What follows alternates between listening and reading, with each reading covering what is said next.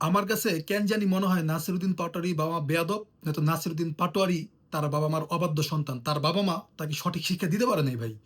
একজন ব্যক্তি মৃতপ্রায় অবস্থায় সিঙ্গাপুরে হাসপাতালে ভর্তি।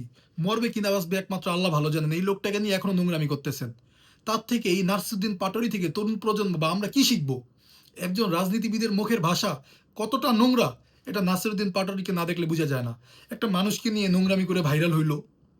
জামাত শিবিরের পোলাপান তাকে গাড়ি বাড়ি করে দিল, ওমরায় পাঠালো জামাত শিবির। যে এখন তিনি ফেসবুকে মাপ চেলেন করি নাকি নাসিরুদ্দিন পাটোয়ারি, তিনি আর গালাগালি করবেন না, অসভ্য ভাষায় কাউকে ব্যক্তি আক্রমণ করবেন না। হঠাৎ করে একজন মেলামিন প্লেট বিক্রি করতো আর কি, সেলসম্যান ছিল নাসিরুদ্দিন পাটোয়ারি। হঠাৎ করে অনেক টাকার মালিক। জামাত শিবির দিছে, এটা জানা কথা, জামাত শিবিরের টাকা আছে, বিভিন্ন কোম্পানি আছে, দিছে, এটাও আমার কোনো সমস্যা না। সে ওমরা করতে গেছে, আল্লাহর ঘরে গেছে, সেখানে আপনার শত্রুর বিরুদ্ধে হতো ভাই, সেখানে আপনি দোয়া করবেন। অথচ সে মির্জা আব্বাসকে বলতেছে যে মির্জা আব্বাসের নাম দিয়ে সে বক্সিং মারতেছে, মানে মির্জা আব্বাসকে আঘাত করতেছে। এই মেলামিন প্লেট বিক্রেতা সেলসম্যান নাসিরুদ্দিন পাটোয়ারি এখন অনেক টাকার মালিক। এটাও আমার কোনো সমস্যা না, সে হাজার কোটি টাকার মালিক হোক, জামা শিবির তাকে দিছে বা ভিক্ষাবৃত্তি করে জুলাই বিক্রি করে সে টাকা পয়সা কামাইছে। কিন্তু এখন ভাই এটা সময় না, একজন শত্রুর বিরুদ্ধেও সে যখন মৃতপ্রায় অবস্থায় থাকে তখন তার জন্য আমরা দোয়া করি।